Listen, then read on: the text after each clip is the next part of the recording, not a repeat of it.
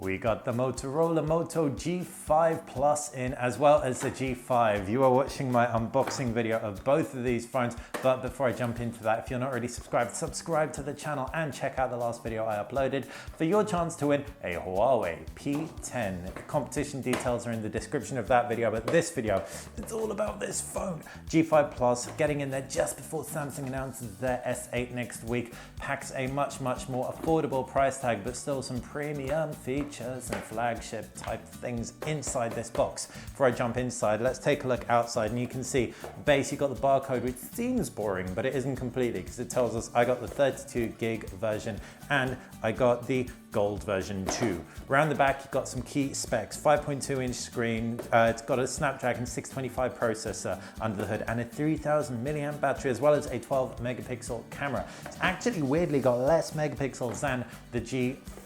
The G5 has a 13 megapixel rear camera and also a 5 megapixel front camera, but the bigger pixel size means, and the lower aperture, the f1.7 aperture, means you're going to get better pictures from the G5 Plus, as you would expect. The G5 also has a smaller display, 5 inches, though both are full HD resolution, and that's the boxes. So let's take a look inside. Pow!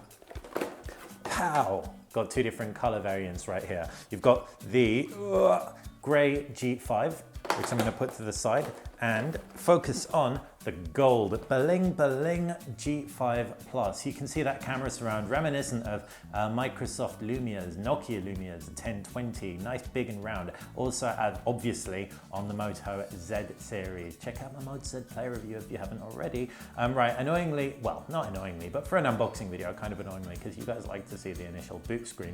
This has been set up before by Motorola, who have very kindly given us this phone to unbox and review. So I'm going to plonk it to one side while it just does a boot, although apologies, it isn't the initial boot, while I take a look inside the box. So first off, bit of cardboard. Second off, you have the turbo charger. Now, one thing to note is that G5 Plus ships with the super fast turbocharger, which is kind of loads and loads of battery in not that long. I think it's 6 hours of battery in half an hour's worth of charge, which is pretty sweet.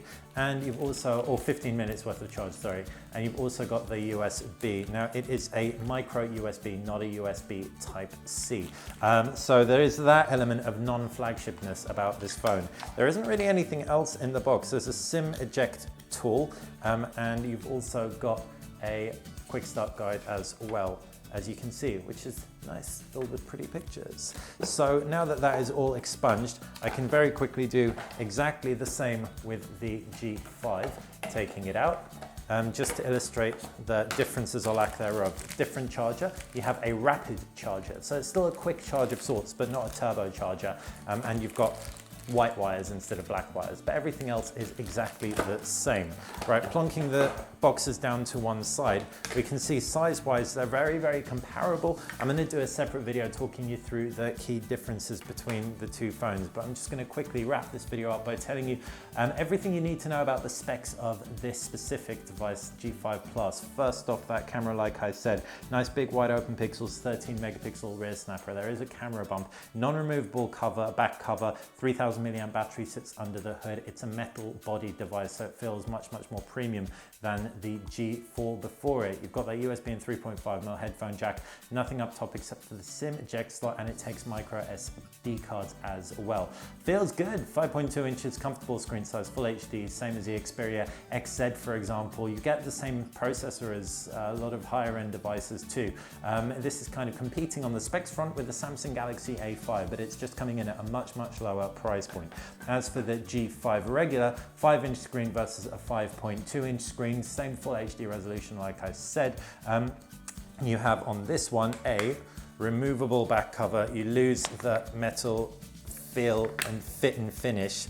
As you can see, there is no removable back cover on the G5.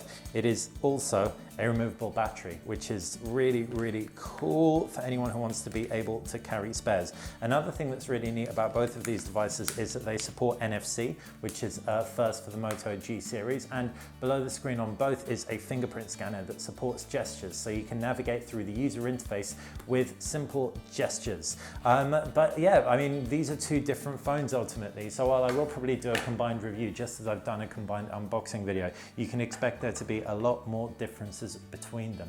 Hopefully though you found the unboxing video and a very, very quick talk through around the key features of both devices useful. If you did, thumbs up button. If you like the channel, subscribe, and remember, check out my last video for your chance to win a Huawei P10. Thanks for watching BTech.